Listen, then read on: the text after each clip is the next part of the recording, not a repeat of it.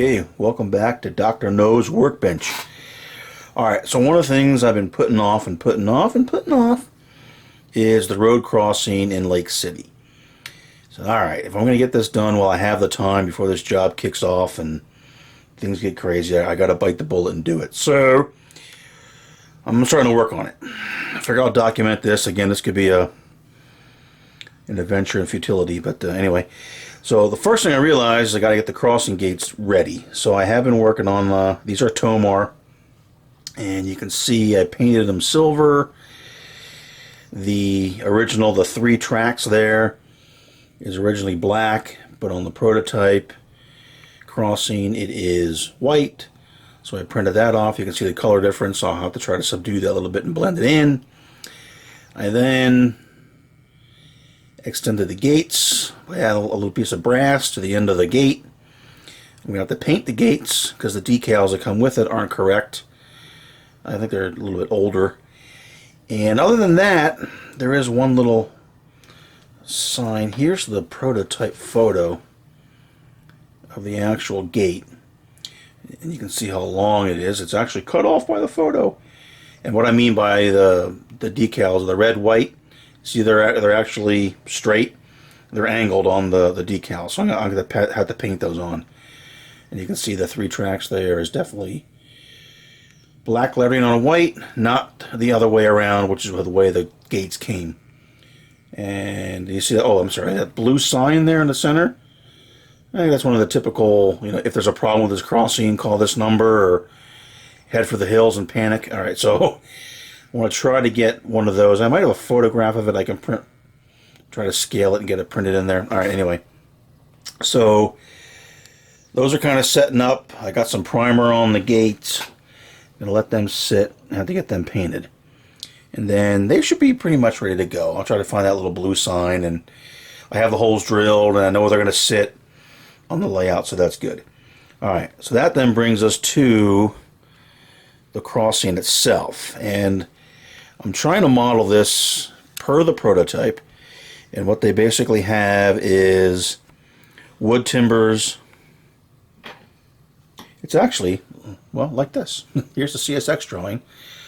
Just a Google search. Don't worry, I didn't hack the CSX system, crying out loud. So it's a timber crossing. It's got timbers, and the drawing actually gives you the actual size timbers, so I know what they would be. And I discovered that I can't use the actual sizes. It just won't work.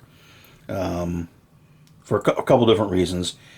Obviously, I'm not going to notch out the bottom of this timber here to fit on the ties, and this little piece in here it can't be quite the same size. This little one here, the gauge space block, I'm going to omit it because if I made it small, like maybe a 2x or something like that, I probably could put it in. But what that does, it sits in there, takes away your flange depth. And I like to run European equipment, and they've got bigger flanges. So, in the sake of compromise, I'm going to go ahead and omit that. I think it'll still look okay, because I'm not going to stop running European equipment. I think if I put something in there, I could run, the RP25 flanges. They'd be fine. But I'm not going to stop running European stuff. And I think if I try to do that, there'd just be too much of an issue with them coming up when they hit that and just be a problem. So I'm going to omit it. All right, so that means what I'm going to use then for the outer spacer here will be a 3x4. That's going to be that one right there. The one outside that's going to be a 6x8. That's the crossing timber. On the inside, it's the same thing, a 6x8, because these are the same size timbers per the prototype. And then the 2mm foam matches up pretty darn good. It's pretty nice and flush across that. So I'm going to put a piece of that in there that I can cut and super glue down or something like that. Then another, obviously, on the other side.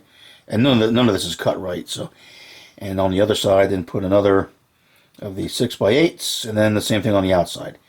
And then I think, I can kind of glue all that in and obviously stain these pieces first. And that would let me build up the crossing. And then continue the road on the outside of it. So a little bit of compromise, but again, you do what you got to do. I would have liked to try to do this exactly per the prototype, but not going to. Now, if you want to get crazy, what you can do, and I don't know if I'm going to do this or not.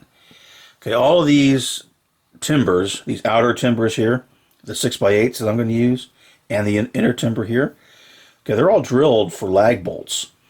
And it even gives you the dimensions of them right here. 2.5-inch diameter hole, and it's so deep, and that's the countersink and everything like that. So you could, if you wanted to, a 2.5-inch diameter hole. Let's check our sheet up here. 2.5-inch diameter. That's going to be about a little over 0.20, maybe 0.25, something like that, in between 2 and 3. Huh. 0.25. What size drill is an 0.25? Well, if you're going to be crazy about it, here's my little pin vise set. And if you look through that, I don't know why I'm putting you guys through this. 0.25. Hey, a number 72 drill is an 0.25. So that's about the 2.5-inch diameter countersink hole that you could drill. So, if you really wanted to be crazy, you can actually cut them to the 8 and 1.5-inch length, because that's what they come in. In fact, that's how they tell you they come when you order them from CSX. And then you could drill all these holes, and you'd want to drill them to line up with the ties. So you could drill number 72 holes over each sink, every tie. And if you really, really wanted to, you probably could find, I don't know if Grant Line or Tichy would make a lag bolt small enough to fit in there. Okay, I'm not going to go to that level, because that's just crazy talk. Maybe I'll do something. And I got some other items in here. This is a Monster from Monster Model Works. This is a Monster nailer. One side can be used to put, it's like, oops, sorry, nail holes in boards and stuff. The other side's just a single boop. So I could come along and just go boop, boop, boop, boop, boop, boop, boop, boop, boop, just to simulate that lag bolt on the outside. Then when it's done and stained, it might look fine. And you definitely can see them on the prototype. They are there. And look at the crossing, you definitely can tell that they're there. But I don't know that I want to go to that level of detail. But if you're a glutton for punishment, there's the dimensions, and there's what you could do. You probably could make that happen. So somebody out there, go for it and show me how you did it. And I'll call you in the insane asylum. So, so this is probably what I'm going to do. Unfortunately, I don't have enough of the 6x8, so I'm going to have to freaking order some of it. Darn it all. I tried to use other sizes, but that really is the right size. It matches up well with the rail. It matches up well with the foam. Everything's kind of nice and flush across the crossing. It matches up good with the excuse me, with the 3x4, and it's the right piece. So I need to get the right stuff. So in the meantime, I'll get back. I'll get these finished up. I did start to look at installing the. Well, let's go over there to layout and take a quick look. All right. So here's the crossing and the layout. Like I said, here's the crossing. I'm going to work on these two and the siding. Over here is where the one gate will be. It has to be longer to fit across this crossing. Here's where the other gate will be, going this way. I did modify an NJ International gate smaller to make a pedestrian gate there. I added a wire to it and everything, so it'll operate. Thinking about maybe doing the same thing here. I just don't know. I might. And then I did get out all of the associated items to actually go ahead and how you would drive this puppy. Not too bad. I mean, the instructions look pretty daunting. But if you read through them and see what they're doing, they're really not all that bad. So, you know, what I'm going to do is have two Tortoise machines.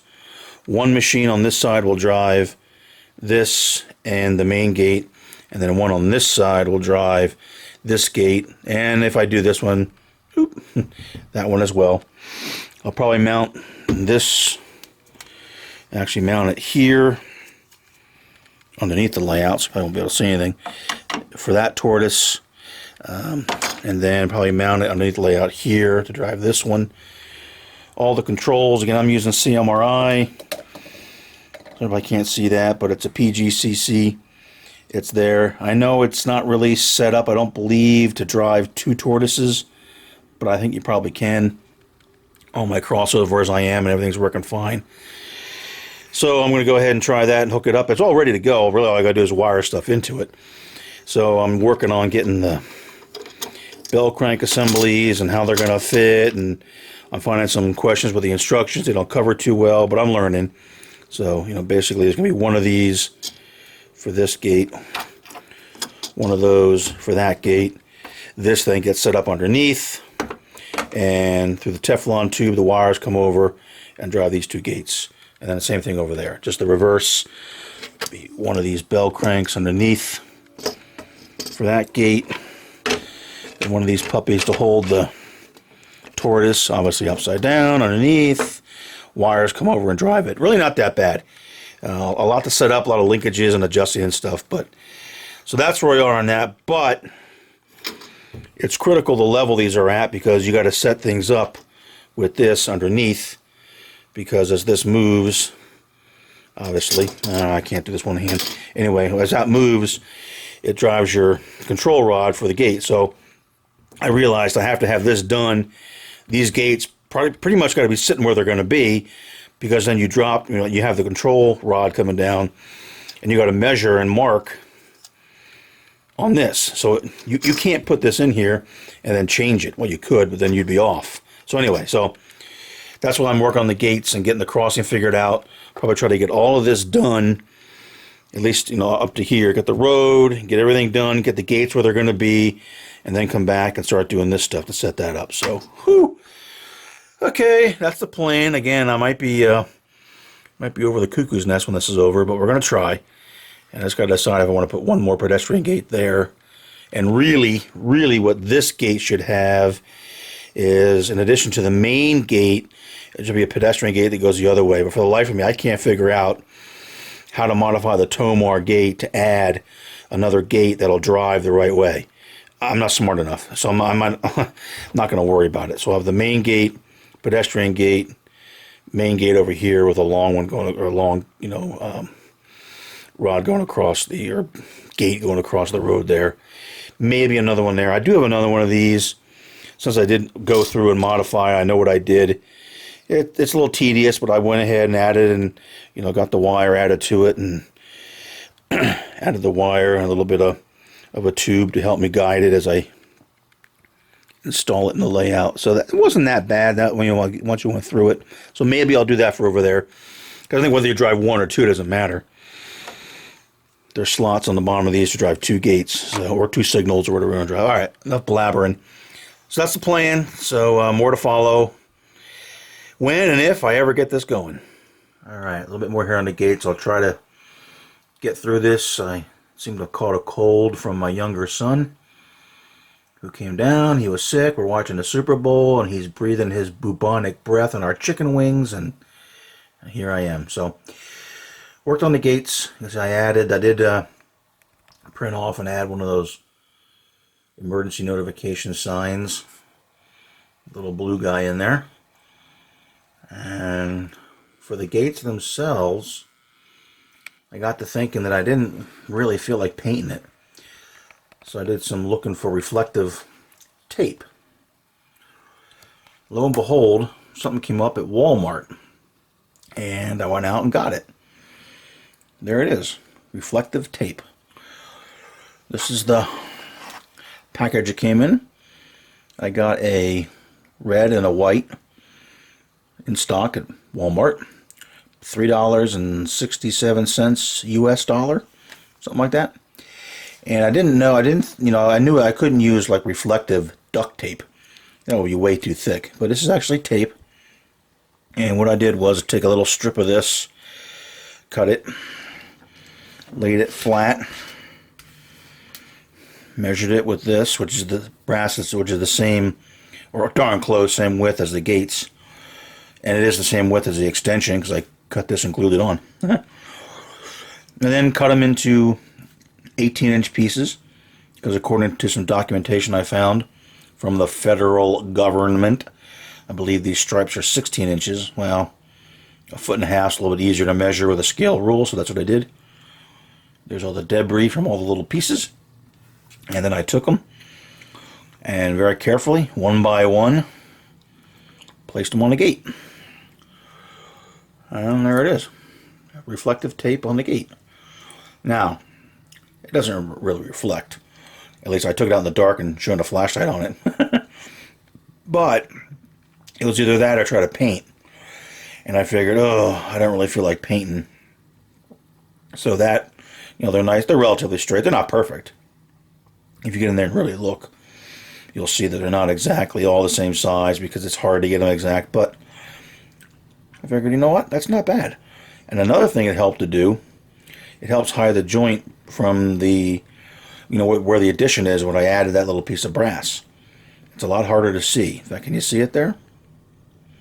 It's there, but it is a little bit harder to see now that we got that on there. So it's actually about the 1, 2, 3. It's the third red one down from the end of that gate. I snuggled that red piece up to it. So, all right, anyway, so these 2 gates I'm saying now are pretty much done. Might look at the prototype pictures and see if there's anything else I want to do to them. But I did want to add that little blue sign in there for the crossing, emergency notification. Anything wrong with this crossing, run for the hills and panic. I do need to touch up a little bit of black paint around the flashers there. We'll get that done.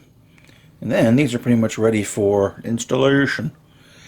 Okay, so that's that. A little bit of reflective tape. We'll see if it holds up.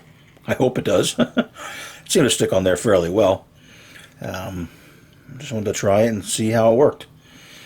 So, again, that is the brand, that's the case.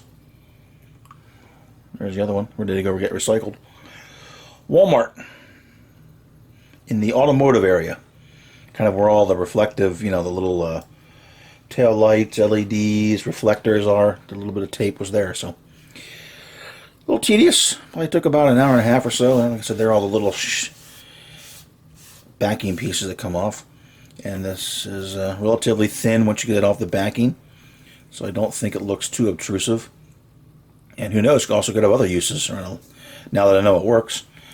And if it sticks. So, okay, there we go. More to come as we keep forging ahead here. Alright, real quick, one thing I forgotten when I went over the layout and looked was I forgot the pedestrian gate, because I just painted that white and red. So I did that, got that one done as well, so I added the stripes to that to match the main gates, so that is complete as well. And that's not perfect, but I think it looks a lot better. So that is also done, so now all gates, at least for now, unless I decide to do another one of those little bad boys, are pretty much ready to go. The only thing I did come back and put a quick little coat of matte varnish on the signs and everything like that. So other than that, these are pretty much ready to go on the layout. Alright, here's the gear you're looking over on the layout. Pretty much in place. And I just got to figure out exactly how we're going to get them set. But I did get them touched up a little bit. Let's see if this will focus if I zoom in. So that's that gate. And then slowly pan over to the pedestrian gate. Okay. And of course the other one there. Looking pretty good. And so far the reflective tape has not fallen off. So now, take a quick look underneath, kind of show you what we got, and then I'll probably go ahead and make it as a part 1, because the next phase could be pretty lengthy, and this video is probably aren't going to be over 20-25 minutes anyway. But this kind of gets you started. So we got the gates done, configured per the prototype. We have a pedestrian gate ready. We have the crossing layout ready. We know what we're going to actually do for the crossing as soon as I get my new strip wood in. It's been shipped, so hopefully it's not too much longer. Then we'll build those out. As long as I can set these where I know they're going to be finally, I can start putting this stuff on, which I'd like to try to do. I don't want to waste time. So let's take a quick look underneath, just kind of see how things look before we start this adventure, and then we'll wrap this one up and get it posted. Alright, don't have the best light, so I'm using a little flashlight and cranking the ISO, but this is the board itself. This is the See the PGCC card there, the two occupancy detectors for the islands, incoming power, outgoing stuff to the bells and the gates and all that kind of good stuff. So like I said, it's all wired. Everything here is ready to go. In fact, for the first gate, here's the, so you're not going to see it, but there's the control wire coming down right there. That little terminal board, that's set up for the wires, red, yellow, and white, which is the two sets of flashers on the common. So that's all ready to go. So I'm just going to bring these wires over to that, and let's see, let's pop around the other side and get it. So there's the terminal board for the Tortoise, and it's got power going to it from the PGCC board, so it's got to bring the two wires, the 1 and 8 wire from the Tortoise to that. And so if I mount that here somewhere and then run the wires to drive this, I'll have to drill through this because poor planning, that was in the way. And then there's the wire for the pedestrian gate, so I can drive those two. And then on this back side as well. Okay, here's the other wire for the other main crossing gate. And again, there's the little terminal board for the flashers, red, yellow, and white. And there's the terminal board for the Tortoise. So I put this Tortoise maybe over here somewhere. I know it's really hard to see, but, and then just kind of drive it straight in line, mount that thing maybe here, and then run the linkages over, put the bell crank assembly here, and do that. So, all right, so that's, sorry, I forget you can't see anything. So that's what we're doing. So, one little stop up top before we wrap up. So like I said, pretty much ready to go here. Get final position on those. I can start setting up all the linkages, get everything mounted. I might not mount these finally until I get the road done, because I know if I'm in there working, again, you know, I'm kind of a klutz. I'll probably be breaking off these nice reflective gates that I just did. But I do want to get those in and positioned and get this stuff set, mounted, ready to go. So really all I have to do then is get all this stuff done, drop these in, hook them up, and they're good to go. So that will be the plan. So I do want to wait for the new lumber for the crossing. That should be here hopefully soon. And we'll get this pushing along and try to get this done, well, maybe even over the weekend. It depends how long it takes to get that stuff in for the crossing. But at least I want to get all this linkages stuff done, because that's going to be the harder part, at least for me. Getting it in, getting it adjusted, making sure it works okay. And there's a lot of adjustability on it. And there's actually, on the PGCC card, there's a lot of adjustability in terms of start times for the gate speed, whether the bell rings the whole time, only went down and up. Anyway, there's a lot of things you can do with that card. So more on that in the second installment, once we hopefully get everything working. All right. We'll keep plugging away and hopefully get the this thing wrapped up, let's say within a week or so, I hope.